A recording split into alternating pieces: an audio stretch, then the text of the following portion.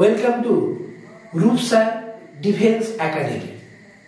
আমি রূপ স্যার চলে এসেছি আবারও একটি নতুন ভিডিও নিয়ে।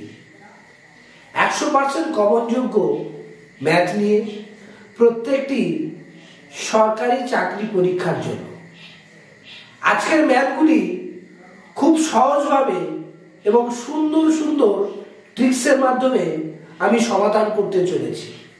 তাহলে শুরু করা যাক আজকের ক্লাস। আজকে আমরা শুরু করতে চলেছি 15টি গুরুত্বপূর্ণ এক্সাম ওরিয়েন্টেড ম্যাথ, যেটা প্রত্যেকটা পরীক্ষায় আসে, খুব গুরুত্বপূর্ণ। আজকে আমরা শুরু করি প্রথম অঙ্কটা। এ বি এর তুলনায় দ্বিগুণ কর্মক্ষম এবং সি এর তুলনায় 3 গুণ কর্মক্ষম। তারা একত্রে কাজটি দুদিনে করলে বি একা কাজটি কত দিনে করবে? এখানে একটা নিয়ম মনে রাখবে, যার সঙ্গে বেশি তুলনা হবে তাকে আমরা মাঝে বসাবো। এ বি সি তিনজনের সঙ্গে তুলনা হচ্ছে, এই তিনজনের মধ্যে এর সঙ্গে দেখবে বির সঙ্গে তুলনা হচ্ছে, আবার সির সঙ্গে তুলনা হচ্ছে। তাহলে আমরা এটাকে মাঝে বসাবো। তাহলে প্রথমে বসাবো বি, তারপরে এ, তারপরে সি। এটাকে মাঝে বসালাম কারণ এর সঙ্গে বির তুলনা হচ্ছে, সির তুলনা হচ্ছে, অর্থাৎ এর সঙ্গে বেশি তুলনা হচ্ছে। এ বি এর দ্বিগুণ কর্মক্ষম, তাহলে এখানে এর ক্ষমতা বেশি, এ 2 হলে বি 1। রেশিওর নিয়ম অনুযায়ী কাছে যেটা আছে বসে যাবে। আমার 2 বসে গেল সি তে। পরে কি বলছে, সি এর তুলনায় 3 গুণ কর্মক্ষম, তাই এ সি থেকে 3 গুণ, মানে এর ক্ষমতা বেশি, এ 3 হলে সি হবে 1। কাছে যেটা আছে সেটা বসে যাবে। এবার দেখে নেব, বির মান হচ্ছে 3, এর মান হচ্ছে 6, সির মান হচ্ছে 2। এবার বলেছে তার একত্রে কাজটি 2 দিনে করে। তার মধ্যে 3 জন চলে যাচ্ছে, 3 জনে কত কাজ করছে? 6 3 9 2 11, 3 জন 11 কাজ করছে। কদিন করছে এখানে? দেখো 2 দিন বলেছে, ভালো করে খেয়াল করো, 2 দিন বলেছে। এখানে 2 গুণ করলে মোট কাজ কত হচ্ছে? 22 কাজ। 22 কাজ, 3 জন মিলে কত কাজ করলো? 22 কাজ। এবার এই কাজটা কে করবে? দেখে নাও, বি করছে। তাই এই 22 কাজটা বি করবে। বির মান কত? বির মান হচ্ছে 3, 3 দিয়ে ভাগ করে দাও, অ্যানসার।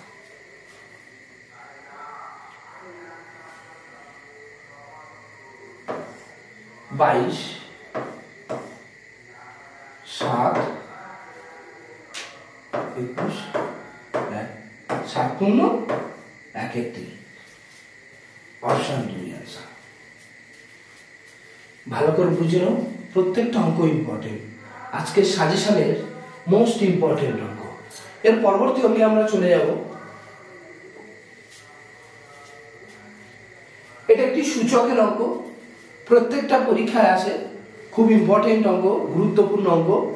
প্রায় দেখবে প্রত্যেকটা পরীক্ষা আসে, ছেড়ে চলে যাও। একটা ট্রিক্স বলবো, সুন্দর করে বলবো, একটু বুঝে নেবে। সূচকের নিয়মটা কি? সূচকের নিয়ম, এক্স এর পাওয়ার যদি 0 হয় তার মান হয় সবসময় 1। এটা মনে রাখবে, এটার উপর অঙ্কটা নির্ভর করে।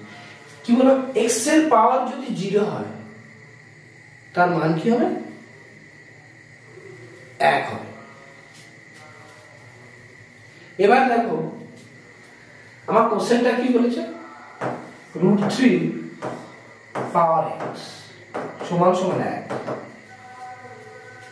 আমার এই 1 এর মান কি? x এর পাওয়ার 0 না? তাহলে এটাকে আমি লিখতে পারি √3 পাওয়ার x।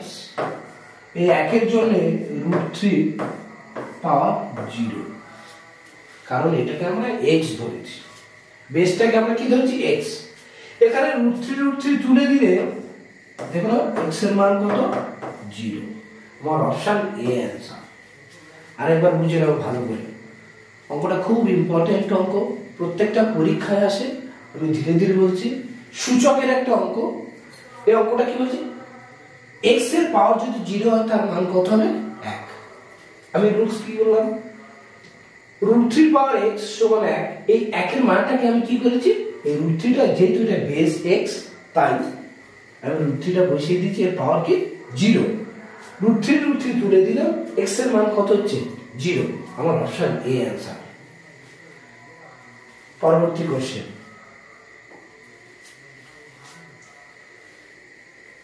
ABC তিনজনে একটি ব্যবসা শুরু করে। তাদের আসলের অনুপাত 1:1/2 1/3। এক বছর পরে A এর লাভ B এর লাভের থেকে 300 টাকা বেশি। তাহলে এক বছর পরে তারা মোট কত টাকা লাভ করে ব্যবসাটি থেকে? এই অঙ্কগুলো ব্যবসার অঙ্ক বা পার্টনারশিপের অঙ্কগুলো একটু মনে রাখবে ভালো করে। ফ্র্যাকশন ফিগার যদি থাকে না, প্রথম কাজ হচ্ছে রাউন্ড ফিগার। আমার ফ্র্যাকশন ফিগার কি আছে, যাই হোক আমার মনে রাখতে হবে ফ্র্যাকশন ফিগার থাকলে রাউন্ড ফিগার আছে।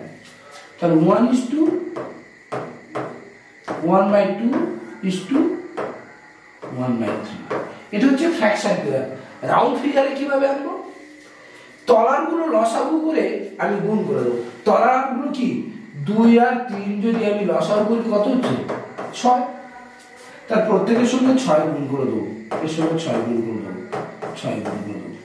তাহলে এটা 6 পেলাম, এটা কাটলে 3 পেলাম, এটা কাটলে 2 পেলাম। তাহলে আমি অনুপাত কি পেলাম, A 6 পেলাম, B 3 পেলাম, C 2 পেলাম। এবার বলেছে এখানে একটু খেয়াল করো, এক বছর পরে A এর লাভের B এর লাভের থেকে 300 টাকা বেশি।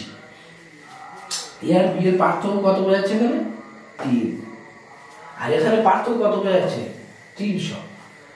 তাহলে আমরা বলতে পারি এই 3 এর মান যদি 300 হয়, তা এক করলে কি হবে 300/3।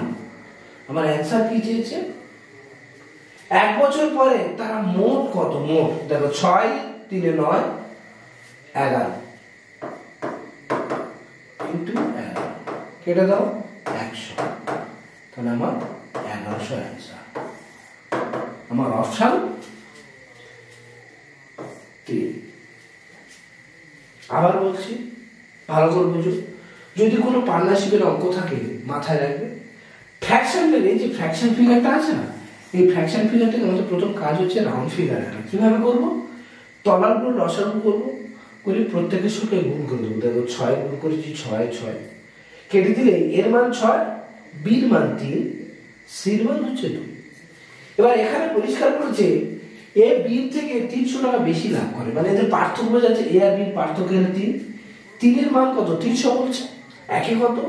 এবার বলছে তারা বলতে প্রত্যেক বোঝাচ্ছে, তাই প্রত্যেকের মান কত 6 3 9 2 11, 11 মান চেয়েছে। আমার কত 1100 টাকা, অপশন সি। প্রত্যেকটা অঙ্ক ধীরে ধীরে বুঝবে, যদি না বুঝতে পারো আবার ব্যাকে গিয়ে একটু দেখে নেবে। আজকের পরবর্তী অঙ্ক,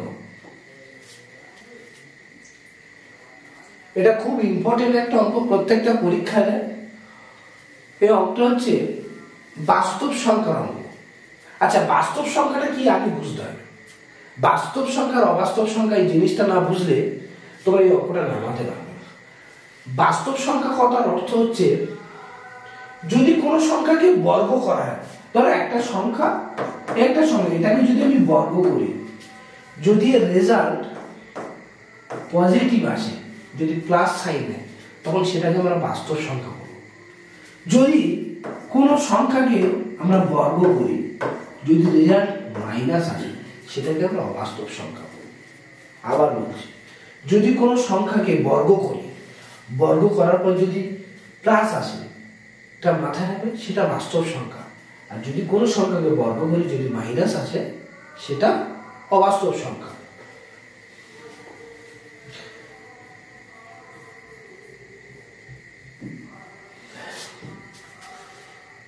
এবার দেখে নেবো আমার এই দুটো সংখ্যা বাস্তব না অবাস্তব। দেখো -8, এটাকে আমি যদি বর্গ করি, স্কোয়ার আর রুট কেটে গেল তো মাইনাস, এটা কি বাস্তব না অবাস্তব? এটা কিন্তু একটা অবাস্তব সংখ্যা, কারণ কি মাইনাস এসেছে। রুট টুটা দেখে নেবো, যদি এটা স্কোয়ার করে দিই, স্কোয়ার রুট কেটে গেলে মাইনাস টু, এটাও বাস্তব সংখ্যা, অবাস্তব সংখ্যা, এটাও একটা অবাস্তব সংখ্যা। আমরা তাহলে বাস্তব সংখ্যা অবাস্তব সংখ্যা কিভাবে বুঝবো?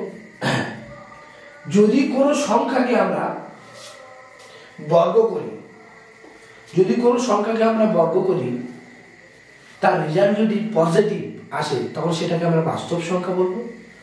যদি কোনো সংখ্যাকে আমরা বর্গ করি তার রেজাল্ট যদি মাইনাস আসে, মানে নেগেটিভ আসে, তখন আমরা সেটাকে অবাস্তব সংখ্যা বলবো। অবাস্তব সংখ্যা সবসময় মাইনাস হয়। এবার সংখ্যাটা কি বলছে? Root -8 into root -2। যেহেতু আমার এই দুটো অবাস্তব সংখ্যা, রুট -8 আর রুট -2 যেহেতু অবাস্তব সংখ্যা, এটাকে আমরা গুণ করলে, অবাস্তব সংখ্যা মানে কি শেষে অবশ্যই মাইনাস আসবে, এটা গুণ করলে কি হয়? মাইনাস মাইনাস আর প্লাস, রুট 16। কিন্তু আপাত দৃষ্টিতে দেখলে মনে হবে এটা রুট 16 মানে 4 আনসার, কিন্তু এখানে 4 আনসার, কারণ সংখ্যাটা কি ছিল? অবাস্তব। এখানে অ্যান্সার হবে -4। কারণ কি? এটা অবাস্তব সংখ্যা। কারণ উপরে আমি দেখিয়েছি কিভাবে অবাস্তব সংখ্যা নির্ণয় করতে হয়, কিভাবে বাস্তব সংখ্যা নির্ণয় করতে হয়। এখানে দেখে মনে হবে যে 4, কিন্তু না, কারণ যেহেতু সংখ্যাটা এখানে অবাস্তব, আমার মাইনাস অবশ্যই আনতে হবে। তাহলে আমার অ্যান্সার কত হবে? অপশন 3 -4। খুব ইম্পর্টেন্ট অঙ্ক। আরেকবার বলছি, যদি কোনো সংখ্যাকে বর্গ করি, যদি পজিটিভ রেজাল্ট আসে তখন সেটাকে আমরা বাস্তব সংখ্যা বলবো। যদি কোনো সংখ্যাকে বর্গ করি, যদি নেগেটিভ রেজাল্ট আসে, সেটা হচ্ছে আমরা অবাস্তব সংখ্যা বলবো। এর রুট -8 রুট -2 এটা দুটোই হচ্ছে অবাস্তব সংখ্যা, তাই আমরা গুণ করলাম, কি হলো? রুট 16 হলো। এটাকে ভাঙলে কত হয়? 4। কিন্তু অপশন দেয়া থাকবে 4, কিন্তু অ্যান্সার হলো, কারণ কি অবাস্তব সংখ্যা বলেছি, কারণ এই দুটো অবাস্তব সংখ্যা দেয়া আছে। তাহলে অবাস্তব সংখ্যা কিভাবে নির্ণয় হয়? আমাকে সবসময় মাইনাস দিতে হবে। পরবর্তী কোশ্চেন, খুব ইম্পর্টেন্ট কোশ্চেন এটা। আচ্ছা, পরবর্তী কোশ্চেন দেখো, 5টি বল 540 টাকায় বিক্রি করে 3টি বলের ক্রয় মূল্য ক্ষতি হয়, তাহলে একটি বলের ক্রয় মূল্য কত? খুব ইম্পর্টেন্ট, খুব ইম্পর্টেন্ট। এক লাইনের অঙ্ক, কিন্তু খুব ভয়ানক। আমার এখানে ভালো করে বুঝবি, কার উপর ক্ষতি হচ্ছে? ক্রয় মূল্যের উপর, ক্রয় মূল্যের উপর। দেখে নাও, আগে আমি কটা বল কিনতাম? 15টি বল কিনতাম আগে। যখন 3টে ক্ষতি হয়ে যাচ্ছে, এখন কিনছি কটা? 12টা বল। সিম্পল। আগে আমি 15টা বল কিনতাম, এটা আগে। আর এখন, আগে আমি 15টা বল কিনতাম, যেহেতু ক্রয় মূল্যের 3টা ক্ষতি হতো, এখন কিনি কটা? 12টা। তাহলে একটি বলের ক্রয় মূল্য কত? তাহলে আমার দাম কত ছিল? তাহলে আমার এই 12টা বলের মান কত? 540 টাকা। তাহলে একটা বলের মান কত? 540/12, তাহলে 45 টাকা। একটি বলের ক্রয় মূল্য কত? 45 টাকা। কারণ আগে 15 টাকায় কিনতাম, এখন সেটা 12 টাকায় কিনছি। আগে আমি 15টা বলে এই টাকা দিতাম, আর এখন 12টা বলে, তাহলে আমার একটা বলের দাম কত হচ্ছে? 45 টাকা। পরবর্তী কোশ্চেন, প্রত্যেকটা অঙ্ক পরীক্ষায় আসার অঙ্ক, খুব গুরুত্বপূর্ণ অঙ্ক। এই অঙ্কগুলো না দেখে তোমরা পরীক্ষার হলে যাবে না, খুব উপকার পাবে। দেখে নাও, বিপরীত দিক থেকে ভিন্ন গতিতে আসা একই দৈর্ঘ্যের দুটিতে একটি টেলিগ্রাফ পোস্টকে যথাক্রমে 20 ও 30 সেকেন্ড অতিক্রম করে। তারা একে অপরকে কত সময়ে অতিক্রম করবে? বিপরীত দিক থেকে মানে কি হবে? বিপরীত দিক থেকে মানে কি? এই দিক থেকে আছে, তার রিলেটিভ স্পিড কি হচ্ছে? যোগ হবে। এটা মনে রাখবে, রিলেটিভ স্পিড যোগ। একে অপরের দিকে মানে কি যোগ হবে। এই অঙ্ক ভালো করে দেখো, আমার প্রথমে কত সেকেন্ড, আচ্ছা এখানে 30টা ভুল আছে, এই 30টা হবে 15, একটু সেরে নেবে, 30টা হবে 15, দেখলাম একটা 20 সেকেন্ড, একটা 15 সেকেন্ড, এটাকে আমরা টাইম বলছি। কি বলছি? টাইম। এটাকে আমরা টাইম বলছি। এদের লসাগুটা হবে টোটাল ডিস্টেন্স। লসাগু কত? 60। যদি 15 দিয়ে 60 ভাগ করি, 20 দিয়ে 60 ভাগ করি, স্পিড বেরোবে। এটা 3, এটা 4, এটাকে আমরা কি বলছি? স্পিড। এটাকে আমরা কি বলছি? ডিস্টেন্স। ডিস্টেন্স। আবার বলছি 20 সেকেন্ড আর 15 সেকেন্ড, এই দুটো যদি আমি লসাগু করি আমার 60 বেরোবে, সেটাই হচ্ছে ডিস্টেন্স। লসাগুটা হচ্ছে ডিস্টেন্স। 15 দিয়ে ভাগ করলে 4, 20 দিয়ে ভাগ করলে 3, তাহলে এটা কি পেলাম? 3 আর 4, এটা কিন্তু স্পিড পেলাম। ঠিক আছে, এবার এখানে একটা জিনিস দেখো, একই দৈর্ঘ্যের দুটি ট্রেন, একই দৈর্ঘ্য মানে দুটো ট্রেনের দৈর্ঘ্য সমান, তাহলে এখানে একটা ট্রেন 20 সেকেন্ড করে যায়নি, কিন্তু ট্রেনের দৈর্ঘ্য সমান। তাহলে আমার এখানে যদি 60 হয়, তাহলে দুটো ট্রেনের দৈর্ঘ্য কত? 120 না? 120 তো, দুটো ট্রেনের মধ্যে দৈর্ঘ্য কত? 120। আমার অ্যান্সার কি? যে সময়। দেখো সময় অ্যান্সার যে, তাহলে টাইম সমান আমরা কি জানি? Distance by speed. ডিস্টেন্স কত? 120, যেহেতু যোগ হচ্ছে রিলেটিভ স্পিড, স্পিড কত? 60, ভাগ করলে আবার 17 পূর্ণ 1/7। আমার অপশন 2 অ্যান্সার। খুব ইম্পর্টেন্ট অঙ্ক, খুব সহজভাবে, একদম 2 সেকেন্ড ক্যালকুলেশনে, তোমরা বাড়িতে প্র্যাকটিস করো, 2 সেকেন্ড ক্যালকুলেশনে হয়ে যাবে। 20 সেকেন্ড, 30 সেকেন্ডটা ওখানে আমাদের এখানে টাইপিং মিস্টেক আছে, 20 সেকেন্ড ও 15 সেকেন্ড হবে। পরবর্তী কোশ্চেন, আমরা পরবর্তী অঙ্কে চলে এলাম। 150 মিলিলিটার 3.5 লিটারের কত শতাংশ? এটা অংশ নয়, শতাংশ হবে। আমাদের প্রিন্টিং মিস্টেক আছে, টাইপিং মিস্টেক। কত শতাংশ? 150 মিলিলিটার 3.5 লিটার কত শতাংশ? এই অঙ্কগুলো মনে রাখবে, ছোট এককে সবসময় আমরা যাবো। এখানে সবচেয়ে ছোট একক কি? মিলিলিটার আছে, তাহলে আমার লিটার থেকে মিলিলিটারে যেতে হবে। আমার সবচেয়ে ছোট মিলিলিটার আছে, তার লিটার থেকে আবার মিলিলিটারে যাবো। লিটার থেকে যখন মিলিলিটারে যাব, তখন কত গুণ করতে হবে? 1000 গুণ করবো। এটা মনে রাখবা।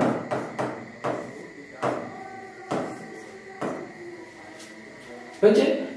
আমরা লিটার থেকে কোথায় যাবো? মিলিলিটার। এইসব অঙ্কগুলো সবচেয়ে ছোট একক ধরে করবো। তাহলে আমার 150 কার উপরে পেয়েছে? 3.5 লিটার। এটাকে মিলিলিটার করলে আর কত গুণ করবো? 1000 গুণ করে দেবো, কারণ লিটার থেকে মিলিলিটার গেলে 1000। এবার এই পয়েন্ট তুলে দিয়ে আমার উপরে 10 গুণ করবো। এবার যেহেতু শতাংশ চেয়েছে, তাই 100 গুণ করে আমি পার্সেন্টেজ করবো, শতাংশ করবো। দেখে নাও, এই 3টে শূন্য, এই দুটো আর এক, 3টে কেটে দিলাম। 5 দেখালে 7, 5 দেখালে 30, তাহলে আমার কি হচ্ছে? 30/7, অর্থাৎ ভাগ করো 4 × 7 = 28, 4 × 2 = 7%। তোমার অপশন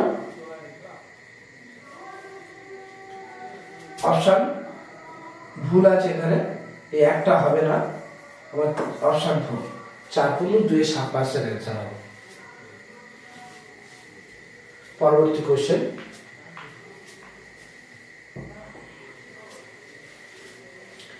একটি সংখ্যাকে প্রথমে 16.23% বৃদ্ধি পেয়ে পরে 20% কমে যায়, এক্ষেত্রে সংখ্যাটি কত শতাংশ হ্রাস বা বৃদ্ধি হবে? এখানে অঙ্কটা আমি সূত্র ধরে করব না, একটা সুন্দর লজিক ধরে করব। লজিকটা কি? অরিজিনাল নিউ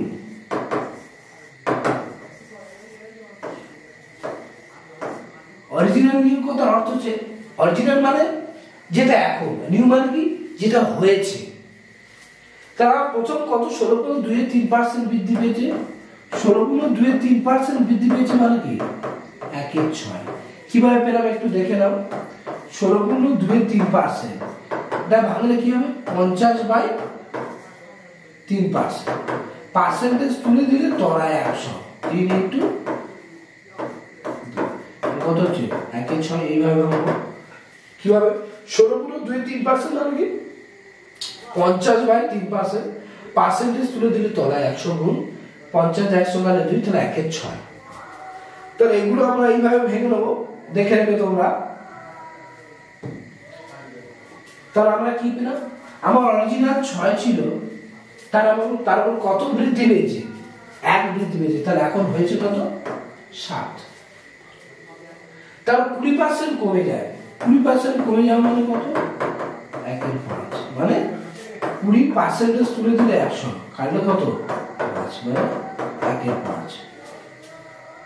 এগুলো একটু দেখে নিন।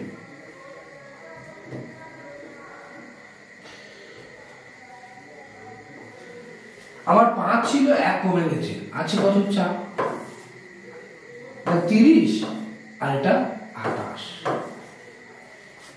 5 × 30 4 27। আগে আমার সংখ্যাটা 30 ছিল, এখন কমে কত হয়েছে 28 মানে হ্রাস পেয়েছে কত 2 হ্রাস পেয়েছে।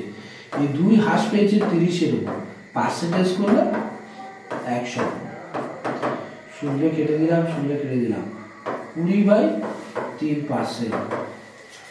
6.2-3% হ্রাস। 6.2-3% হ্রাস, অপশন 3। আবার বলছি অরিজিনাল মানে আগে ছিল, নিউ মানে এখন যেটা হয়েছে। আমার 16.2-3% মানে 1/6। 6 ছিল, যেহেতু এটা বৃদ্ধি পেয়েছে তাই একবারে কত হচ্ছে 7 এখন। পরে 20% কমে যায় মানে 1/5। আমার 5 ছিল, দেখো কমে গেছে 1 কমে গেছে, কত হবে 4। তাই অরিজিনাল কত 5 × 30 আর নিউ হচ্ছে 4 × 7 28। আবার আগে 30 ছিল, কমে 28 হয়েছে, অর্থাৎ হ্রাস পেয়েছে। তো 30 এর উপর 2 কমে গেছে, পার্সেন্টেজ করে 100 মানে 6.2-3% হ্রাস। খুব ইম্পর্টেন্ট অঙ্ক। পরবর্তী কোশ্চেন দেখে নাও। এটা একটি মুদ্রার অঙ্ক। তোমরা সবসময় পরীক্ষায় দেখবে মুদ্রার অঙ্ক, যে কোনো না যে কোনো পরীক্ষায় দেবেই। আর এই অঙ্ক 1 নম্বর নিশ্চিত আসবে। মুদ্রার অঙ্ক কিভাবে করতে হয় একবার দেখে নাও। এই মুদ্রার অঙ্ক পড়লে না, প্রথমে তোমরা নম্বর আর ভ্যালু, নম্বর থেকে ভ্যালুতে কনভার্ট করবে। নম্বর মানে সংখ্যা, ভ্যালু মানে টাকা, ঠিক আছে। আমার দেখো এটা মুদ্রার অনুপাত মানে সংখ্যার অনুপাত চেয়েছে। কি কি আছে 1:2:4 সংখ্যার অনুপাত। এটাকে কিসে কনভার্ট করব, টাকায় কনভার্ট করব। তার আগে দেখতে হবে প্রথমে আছে 1 টাকা, তারপর আছে 50 পয়সা, তারপর আছে 25 পয়সা। দেখে নাও আমার 1 টাকার কয়েন একটা, মানে টাকায় ক টাকা 1 টাকা। ভালো কথা বলো, 1 টাকার কয়েন কটা, একটা টাকা কত 1 টাকা। 50 পয়সার কয়েন কটা, দুটো, মানে ক টাকা 1 টাকা। 25 পয়সার কয়েন কটা, চারটে, মানে ক টাকা 1 টাকা। আমি আবার বলছি সংখ্যা থেকে টাকায় কনভার্ট করা হচ্ছে। মুদ্রার অঙ্ক সবসময় মনে রাখবে সংখ্যা থেকে টাকায় কনভার্ট করবো। 1 টাকার কয়েন 1 টাকা মানে 1 টাকা, 50 পয়সার কয়েন দুটো মানে 1 টাকা, 25 পয়সার কয়েন চারটে মানে 1 টাকা। তাহলে এখানে আমার মোট টাকা কত 3 টাকা। আর এখানে মোট টাকা বলে দিয়েছে, দেখো মোট মূল্য 393 টাকা। তাহলে দেখো 3 এর ভ্যালু বলেছে 393। তাহলে একে কত হবে 393/3। অ্যান্সার চেয়েছে দেখো বক্সে 50 পয়সা মুদ্রার সংখ্যা। 50 পয়সা মুদ্রার সংখ্যা এখানে কত 2 না, 2 এর মান 3 দিয়ে কাটলে 1 3 1। Answer 262, option 3 answer. প্রত্যেকটা অঙ্ক আজকের ইম্পর্টেন্ট, প্রত্যেকটা অঙ্ক পরীক্ষায় আসে, একটু ভালো করে যত্ন সহকারে দেখবে, গুরুত্বপূর্ণ অঙ্ক, প্রত্যেকটা পরীক্ষায় তোমরা দেখবে এই অঙ্কগুলো আসেই। পরবর্তী কোশ্চেন দেখে নাও, এটা আরেকটি সূচকের অঙ্ক, খুব গুরুত্বপূর্ণ অঙ্ক, প্রত্যেকটা পরীক্ষা দেয়। এখানে একটু ভুল আছে, এটা 6 হবে না, এটা বি হবে। এর পাওয়ার কি বি। এটা সুন্দর একটা অঙ্ক, ম্যাক্সিমাম পরীক্ষায় দিলে আমাকে ছেড়ে আসে। এই অঙ্কগুলো ছাড়ার দরকার নেই, খুব সোজা অঙ্ক। এখানে দেখো আমি শুধু এইটুকু ধরে অঙ্কটা করবো, দেখে নাও। এর পাওয়ার কি আছে বি, এবারে কি আছে 21, 121। যদি এটাকে আমি ক্যালকুলেশন করি, এর পাওয়ার আমি কি নিচ্ছি বি, এটা কার স্কয়ার 11 স্কয়ার, তাই না? 11 স্কয়ার তো 121। তাহলে এখানে দেখো এর মান আমি কত পাচ্ছি 11, আর বি এর মান আমি কত ধরে নেব 2। দেখো মান বের করে নিলাম। বেস বেসের মান, পাওয়ার পাওয়ারের মান। কি বললাম? বেস বেসের মান, পাওয়ার পাওয়ারের মান। এটা ভালো করে বুঝবে, খুব ইম্পর্টেন্ট হবে। বেস বেসের মান নিচ্ছি, তাই এর মান 11, এর মান 11, পাওয়ার মান বি এর মান 2 হলো। এবার অঙ্কটা কি চেয়েছে একটু ভালো করে দেখো। এখানে একটু ভুল আছে, এটা বি হবে না, এটা 1 হবে। তাহলে কি আছে? টাইপিং খুব খারাপ, খুব খারাপ।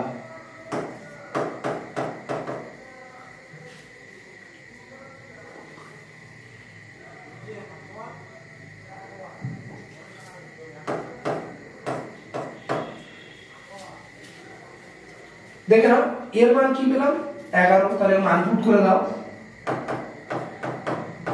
11 মাইনাস 1, পাওয়ার কি বি এর মান 2, 2 মাইনাস 2 প্লাস 1 কত হচ্ছে 10 এর কিউব, মানে আমার 1000 आंसर। অপশন 3। খুব ইম্পর্টেন্ট অঙ্ক, প্রত্যেকটা পরীক্ষায়। প্রথমে কি করলাম, এটা ভুল ছিল, এটা কি করলাম, এই বেসটাকে বেসের মান ধরে দিলাম, পাওয়ারটাকে পাওয়ারের মান বের করে নিলাম। দেখে নাও 121টাকে আমি কি 11 স্কয়ার করলাম। দেখো এর মান 11, বি এর মান স্কয়ার, এর মান 11 আর বি এর মান হচ্ছে 2, তাহলে এখানে মান পুট করে দিলাম। এখানে ভুল ছিল, টাইপ খুব খারাপ। যাই যে টাইপ করেছে অত্যন্ত যত্ন সহকারে করেছে, আমাকে প্রত্যেকটা লাইনে চেঞ্জ করতে হচ্ছে। তাহলে এখানে বি মানের পরিবর্তে কি হবে 1 হবে। অঙ্কটা ভালো করে বুঝিয়ে নেবে, খাতায় তুলে নেবে, ঠিক আছে? পরবর্তী কোশ্চেন,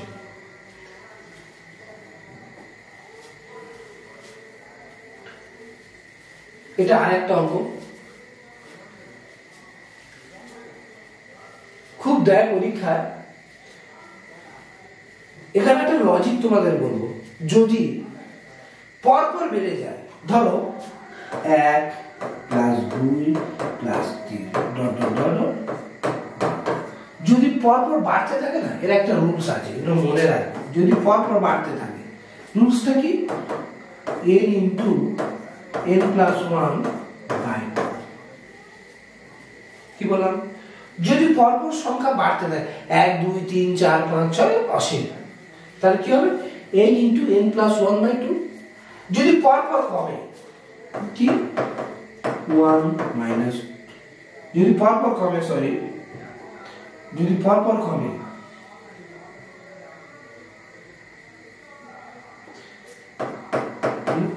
12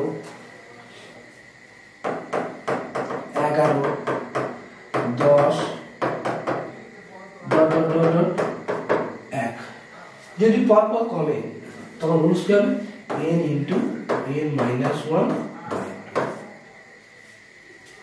কি বলো, আবার বলছি ভালো সই, যদি পরপর বাড়ে n into n plus 1 by 2, আর যদি পরপর কমে যায় তখন n into n minus 1 by 2। মনে রাখবে।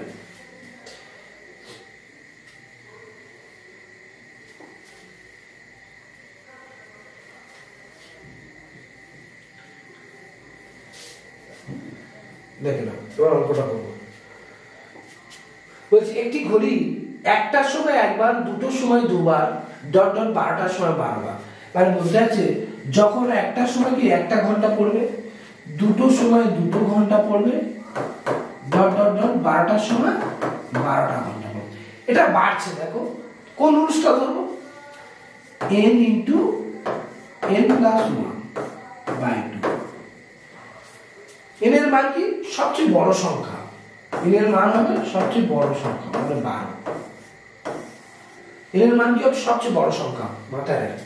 তাই মান পুট করো 12 ইন্টু 13 বাই 2 তাহলে 6 কত 78। যখন 12টা বাজবে তখন ঘন্টা কতবার পড়বে, 78 বার। যখন 12টা বাজবে তখন ঘন্টা দেখো 12টার সময় 78 বার বাজবে। কিন্তু আমার অ্যান্সার কি চেয়েছে, 3 দিনে মোট কতবার ঘন্টা বাজবে 3 দিনে।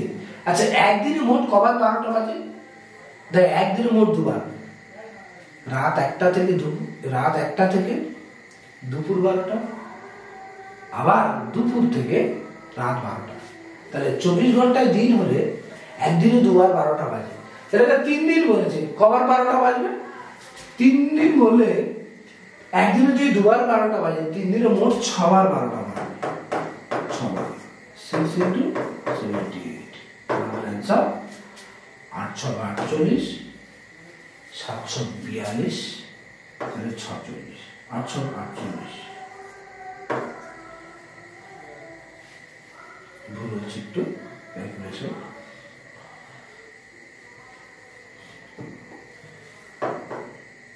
845 742 6 42 6 46 468 বার।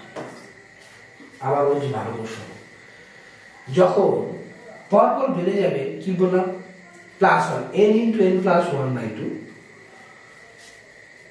তা n মান কি সবচেয়ে বড় সংখ্যা, তাহলে আমি কত পেলাম 78 পেলাম। মানে যখন 12টা বাজবে ঘন্টাটা অলরেডি 78 বার বাজবে।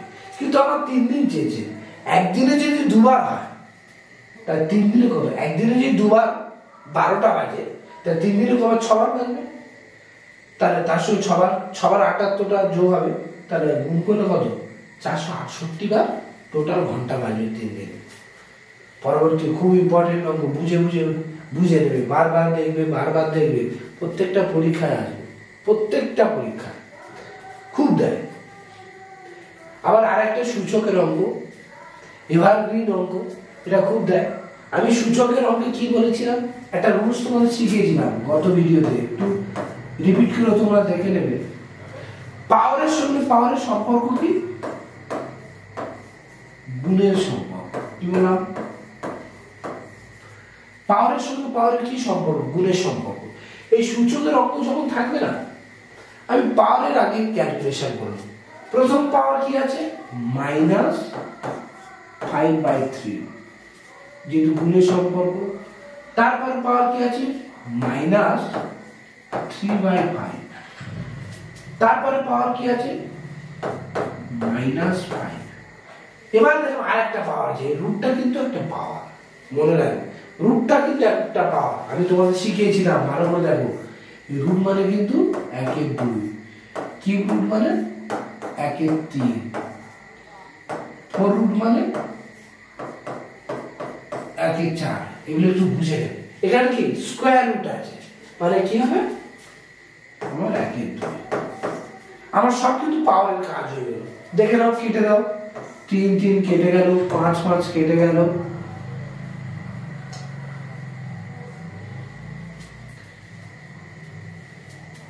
সরি, এটা 5 রুট আছে, দেখে নাও, এটা 5 রুট আছে। একটু 5 রুট মানে আমরা কি 1/5। দেখে নেবে এটা 5 রুট আছে, একটু খেয়াল করো, 5 রুট আছে। তাহলে আমার এটা 1/5 হবে। তাহলে 5 5 কেটে গেল। তাহলে কি পড়ে থাকলো -1 ইন্টু -1 ইন্টু -1। গুণ করলে আবার কি পড়ে থাকলো -1। তাহলে আমার কি পাওয়ার পড়ে থাকলো -1। এবার একটু খেয়াল করবে, এবার বেস কি আছে আমার x না, তাহলে x এর পাওয়ার কি হচ্ছে -1। কেন দেখো অঙ্কটা এক লাইন হয়ে গেল। আমার শুধু একটু বেস দিলাম কি পাওয়ারের সঙ্গে পাওয়ারের সম্পর্ক কি গুণের সম্পর্ক, প্রত্যেকটা গুণ করলাম দেখো আমার অ্যাকচুয়ালি পাওয়ার এলো কত -1। আরেকটা রুলস তোমাদের শেখাই আজকে, পাওয়ার যখন মাইনাস থাকে না, পাওয়ার যদি মাইনাস থাকে, পাওয়ার যদি মাইনাস থাকে বেসটা সবসময় উল্টে যাবে, মানে অনন্য হয়ে যাবে। পাওয়ার যদি মাইনাস থাকে বেস উল্টে যাবে অর্থাৎ অনন্য হয়ে যাবে। অ্যান্সার হবে 1/x, অপশন 2। আবার বলছি, পাওয়ার যদি মাইনাস থাকে বেস উল্টে যাবে অর্থাৎ অনন্য হয়ে যাবে। তাহলে আমার অঙ্কটা কি বুঝলাম? এই সূচকের অঙ্কগুলো কিভাবে করব প্রত্যেকটা পরীক্ষায় দেয়। কি বলেছি? পাওয়ারের সঙ্গে পাওয়ার সম্পর্ক কি গুণের সম্পর্ক। প্রত্যেকটা পাওয়ার আমি গুণ করলাম, কেটে দিলাম, আমার কি বেরোলো -1। তাই আমার বেস কত x ছিল না, x এর পাওয়ার কি -1। পাওয়ার যদি মাইনাস থাকে বেস উল্টে যাবে, তাহলে কি হলো 1/x হলো। Answer 1/x। বুঝে পরবর্তী কোশ্চেন।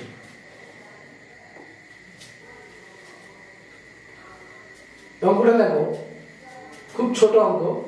√72 থেকে কত বিয়োগ করলে √32 হবে? বলেছে √72 থেকে কত বিয়োগ করলে, জানি না কত বিয়োগ করলে রেজাল্ট কি হবে 32টাই। √72 থেকে কত বিয়োগ করলে √32 হবে। এই অঙ্কগুলো যখন থাকবে না উৎপাদকে ভেঙে নেবে। 72টাকে উৎপাদকে ভাঙো,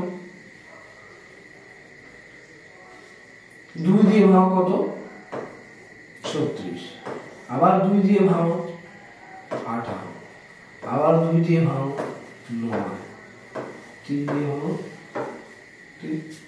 এবার মনে রাখবে দুটো সমান একটা রুটের বাইরে, দুটো 3 মানে আমি একটা 3 রুটের বাইরে আনবো, দুটো 2 মানে একটা 2 রুটের বাইরে আনবো। তাহলে যেটা ডবল হবে না সেটা রুটের মধ্যে থেকে যাবে, অর্থাৎ এটা কি হলো 6√2। কি বললাম? যেটা দুটো হবে তার একটা আমি রুটের বাইরে নিয়ে আসবো, আর যেটা একটা হবে সেটা কিন্তু রুটের মধ্যে। তাহলে আমি এটা কি পেলাম 6√2 মাইনাস কোশ্চেন মার্ক। এবার দেখে নাও, আমি 32টাকে ভাঙবো, 2 দিয়ে ভাঙবো 16, আবার 2 দিয়ে ভাঙবো 8, আবার 2 দিয়ে ভাঙবো 4, 2। দুটো 2 সমান কি একটা 2 নেব, আবার দুটো 2 সমান একটা 2 নেব। তাহলে একটা 2 আমার পড়ে থাকছে না, এটা রুটের মধ্যে হবে। তাহলে কি 4√2। তাহলে এটা কত হলো 4√2। দেখে নাও 6√2 মাইনাস 4√2 সমান সমান কোশ্চেন। তাহলে 6টা √2 থেকে 4টে √2 বিয়োগ করলে দেখো এখানে 6টা √2, দেখো আর এখানে 4টে √2। 6টা √2 থেকে 4টে √2 বিয়োগ করলে আমার কটা √2 থেকে 2√2 থেকে যায়। আচ্ছা আমার 2√2, মানে আমার অপশন 3 অ্যান্সার, অপশন 3 অ্যান্সার। আবার বলছি, যখন √72 √32 এই ধরনের কোনো অঙ্ক থাকবে, প্রথমে আমি কি উৎপাদকে ভেঙে নেবো। উৎপাদকে ভাঙার পর কি করবো, যেটা দুটো থাকবে দুটো সমান আমরা একটা নেব, রুটের বাইরে নেব, তার কত 6√2 হলো, আর একটা বাইরে 4√2 হলো, বিয়োগ করলে কত হচ্ছে 2√2। পরবর্তী কোশ্চেন অঙ্ক দেখে নাও, 14 নম্বর অঙ্ক দেখে নাও, খুব ইম্পর্টেন্ট অঙ্ক, পরীক্ষায় আসে। কলকাতা থেকে বর্ধমানে বাস ভাড়া ও ট্রেন ভাড়ার অনুপাত 3:4। ট্রেন ভাড়া 20% বৃদ্ধি ও বাস ভাড়া 10% বৃদ্ধি। আমার ট্রেন ভাড়া কত বৃদ্ধি পেয়েছে 20%, আর বাস ভাড়া 10% বৃদ্ধি পেয়েছে। এখন বাস ও ট্রেনের ভাড়ার অনুপাত কত? আগে লিখবো বাস, লিখে নাও, তারপরে ট্রেন। বাস আর টেন ভাড়ার অনুপাত কত? 3:4। বাস আর টেন ভাড়ার অনুপাত 3:4। এখানে পয়েন্ট অ্যাভয়েড করার জন্য আমি দুটো করে শূন্য নিয়ে নেব, প্রত্যেক সময় দুটো করে শূন্য নিয়ে দিলাম। এবার এখানে প্রথমে বলেছে 10 ভাড়া 20% বৃদ্ধি পেয়ে, 10 ভাড়া এখন কত? 400। এই 400-র উপর 20% বেড়েছে, পার্সেন্টেজ তুলে দিলে তলায় 100 কেটে দাও, দুটো শূন্য কেটে দাও, 80। তাহলে আমার কত বেড়েছে? ট্রেন ভাড়া 80 বেড়েছে। তাহলে আমার কত হবে? 480। কারণ কি? এই 20% বেড়েছে বলে। ট্রেন ভাড়া দেখো, ট্রেন ভাড়া 20% বেড়েছে বলে, তাই আমার কত হলো? 480। এবার বাস ভাড়া কত পার্সেন্ট বেড়েছে? দেখো 10% বাস ভাড়া বেড়েছে।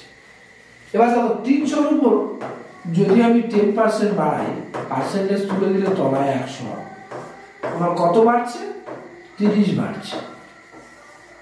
দেখো 30 বাড়ছে, তাহলে আমার কত বাড়লো? বেড়ে কত হলো? 330, কারণ 10% বেড়েছে। এখন অ্যান্সার কি চেয়েছে? বাস ভাড়া ও ট্রেন ভাড়ার অনুপাত দেখে নাও। এটা বাস, এটা ট্রেন, এর শূন্য এর শূন্য কেটে গেল, 3 দিয়ে কাটলে 11, এই 3 দিয়ে কাটলে 0, মানে অ্যান্সার 11:16। দেখে নাও, 11:16 অ্যান্সার। আমার অপশন 2। পরবর্তী কোশ্চেন, আজকে লাস্ট কোশ্চেন, খুব ইম্পর্টেন্ট একটা কোশ্চেন, মেনসুরেশনের উপরে কোশ্চেন।